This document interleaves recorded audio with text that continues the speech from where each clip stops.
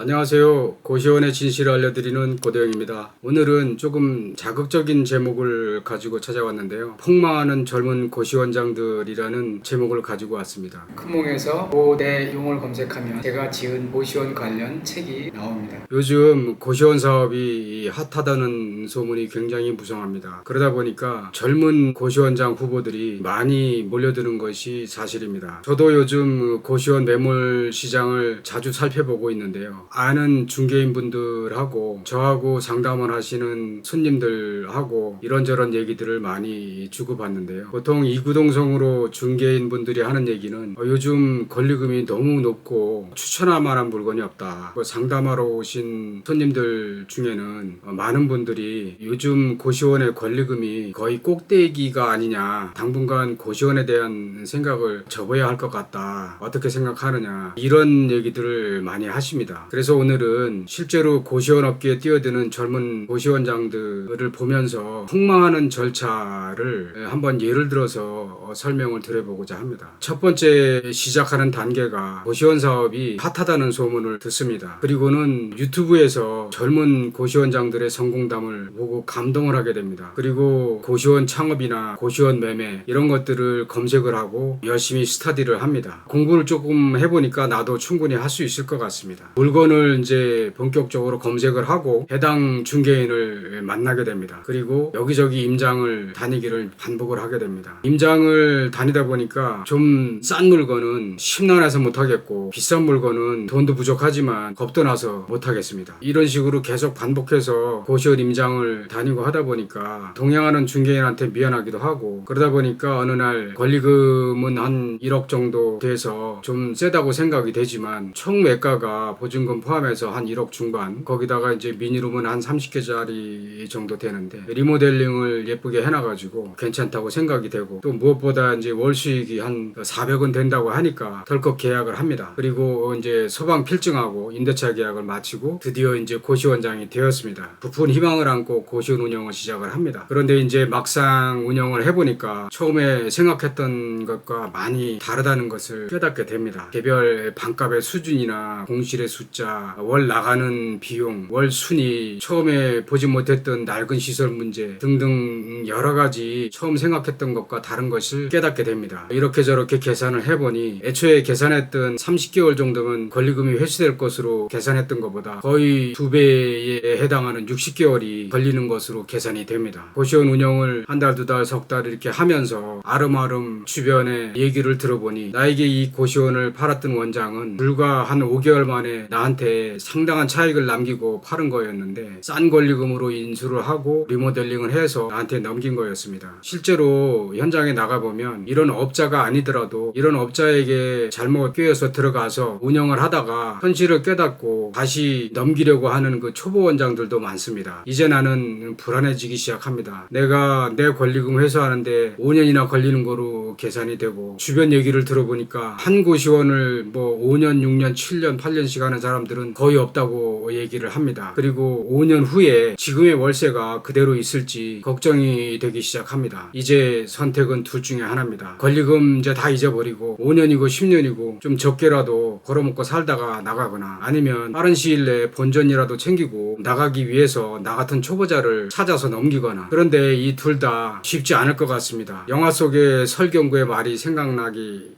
시작합니다.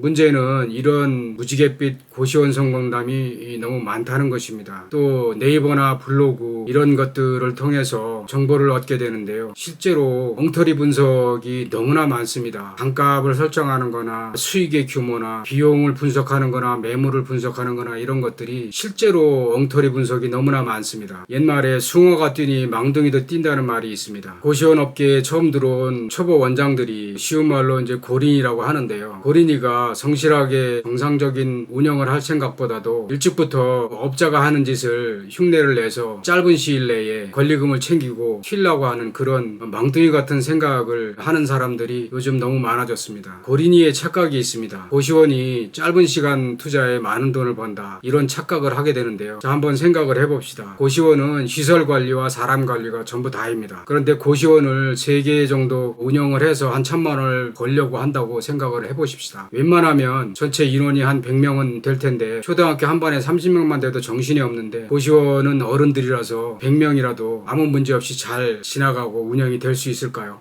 본연의 자세로 돌아가야 할 때입니다.